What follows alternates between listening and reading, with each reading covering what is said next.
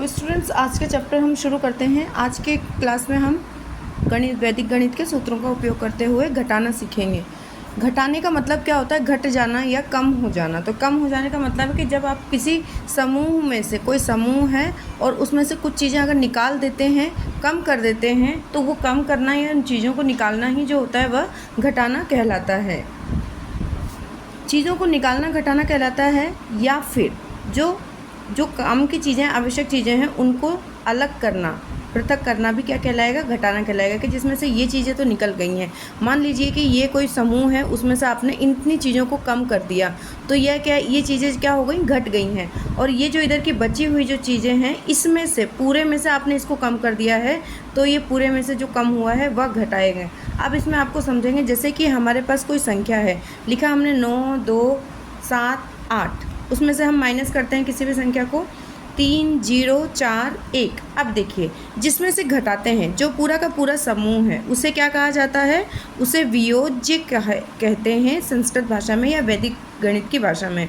और जिसे घटाया जा रहा है, जो कम किया जा रहा है, उसे वियोजक कहा जाता है। यानी कि वियोज्य में से वियोजक को घटाया जाता है। और वियोज्य में से जब वियोजक को घटा दिया जाता है, तो जो बचता है उसे हम एक सामान्य भाषा में क्या कहते हैं? शेष।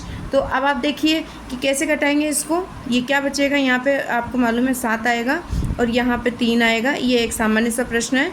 यहाँ पे 2 और ये 6। तो ये जो बचा है यह क्या कहलाएगा? शेष कहलाएगा।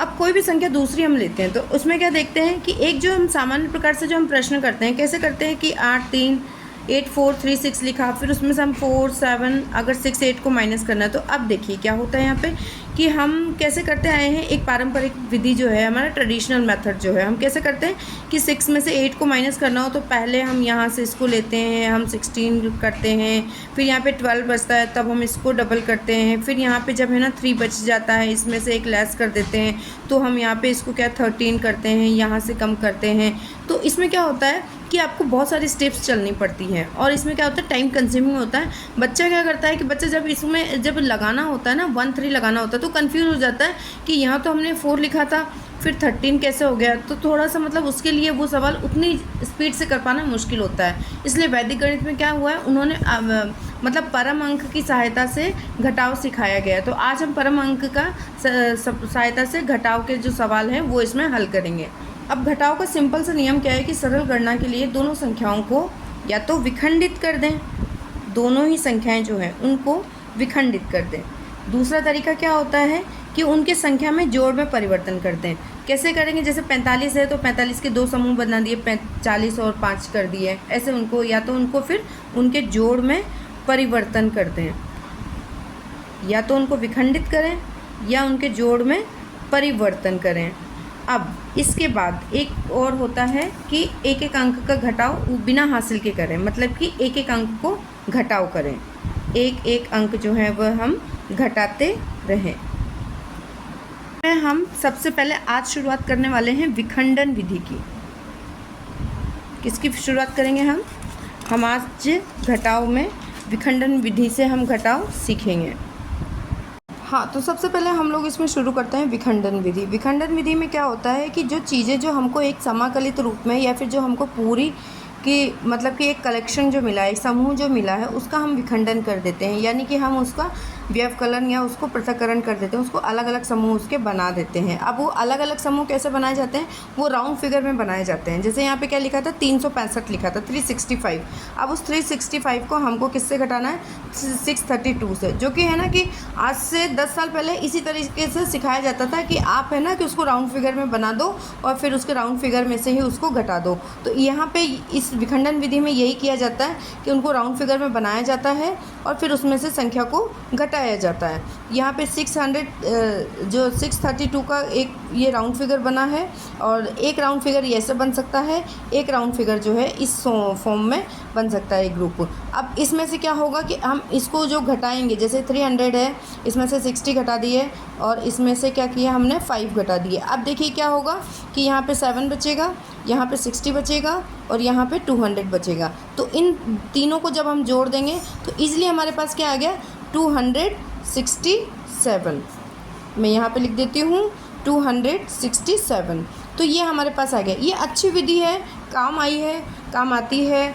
लेकिन इसमें क्या होता है, जो बच्चे होते हैं तो बच्चे पता है इतना आगे तक का नहीं सोच पाते हैं, उनका इतना कॉग्निटिव जो लेवल होता है इतना डेवलप नहीं होता है। इस वजह से वो ग्रुप बनाने में उनको प्रॉब्लम होती है कि हमको कैसे ग्रुप बनाना है, वहाँ पे वो स्टक हो जाते हैं। तो अब वैदिक विधि में क्या होता है, वैदिक विधि का जो अगला मतलब सूत्र मैं बताने जा रही हूँ, निखिलम नवश्चरम दशतः, जो कि एक मिश्रांक के रूप में उसको काम में लिया जाता है। अब निखिलम का मतलब क्या होता है, निखिलम में क्या किया जाता है, दशतः, दशतः यानी कि 10,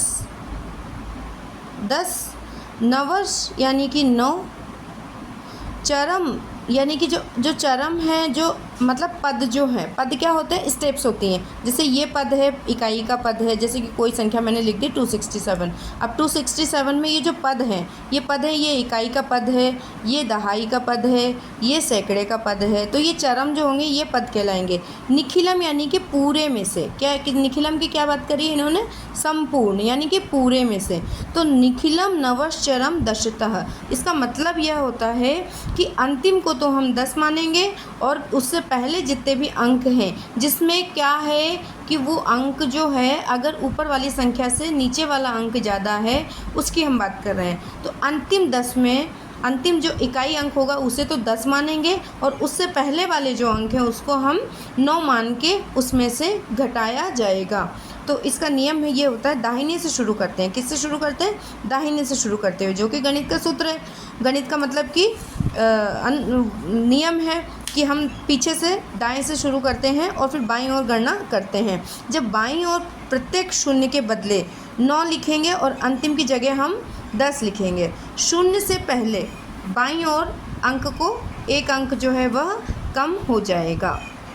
तो हम निखिलम नवच्छरचम दशता का उपयोग करते हुए हम कुछ है ना एग्जाम्पल जो है वो सॉल्व करेंगे। तो अभी हम क्या करेंगे, स्टार्टिंग में इजी वाले सवाल करेंगे, जिसमें हम क्या करेंगे कि सिर्फ 0 वाले अंक लेंगे और उसके नीचे कोई से भी अंक जो है हम ले सकते हैं। अब हमारा फॉर्मूला क्या था कि इस अंक को तो हम 10 मान लेंगे और बाकी को हम 9 मान कर के चलेंगे। तो अगर इसको 10 मान लेते हैं तो 2 का पूर्णांक, 2 का जो परम अंक क्या होता है, 2 का परम अंक मतलब कि जो हमने आधार विचलन पढ़े थे तो आधार में क्या पढ़ा था, इसका 2 का जो परम अंक है वो कितना होता है, 10, जिसको पूर्ण 2 में 8 जोड़ते हैं तो वह कितना हो जाता है, 10 हो जाता है। तो यहाँ पर जो 2 का परम अंक होगा वो लिखा जाएगा, 8 हो गया।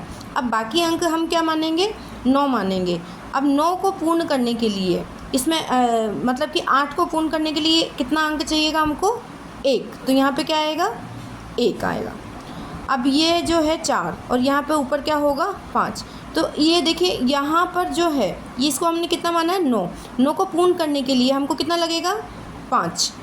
और ये जो है इसके नीचे कोई अंक नहीं है और अंतिम अंक जो है सारे हमने 9 माने हैं। तो यहाँ पर भी इसे क्या माना जाएगा, 9 माना जाएगा। अब देखिए अगला सवाल करते हैं। अगले सवाल में क्या होगा, हम कोई संख्या ले लेते हैं, जैसे हमने ये संख्या ले ली।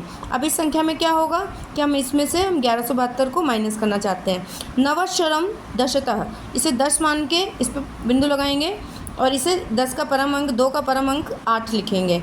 7 का जो परम अंक होगा यहाँ पे क्या होगा, 9 होगा तो 2 लिखेंगे। 1 का परम अंक जो होगा 8 होगा तो यहाँ पे क्या लिखेंगे, 8 लिखेंगे। यहाँ पर 1 का परम अंक क्या होगा, 8 होगा तो यहाँ पर 8 लिखा जाएगा। और इसको हमने इसमें से 1, क्योंकि ये जो है इसके नीचे कोई संख्या नहीं तो इसमें से 1 कम कर देंगे तो यह 1 न्यून हो जाएगा। बचा हुआ जो है हमारा ये इसका आंसर आएगा।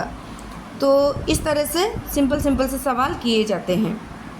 अब कुछ सवाल मैं आपको होमवर्क में दे रही हूँ जो कि आपको करने हैं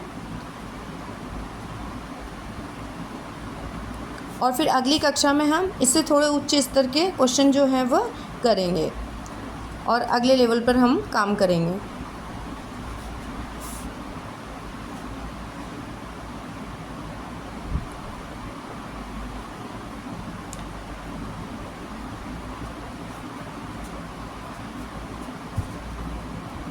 ये 4 सवाल जो हैं आप होमवर्क में करेंगे। ये आपका आज का होमवर्क है।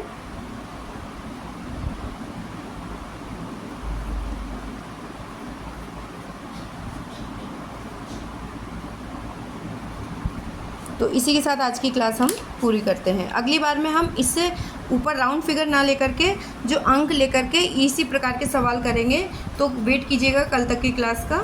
आज की क्लास यहीं ओवर करते हैं। Thank you.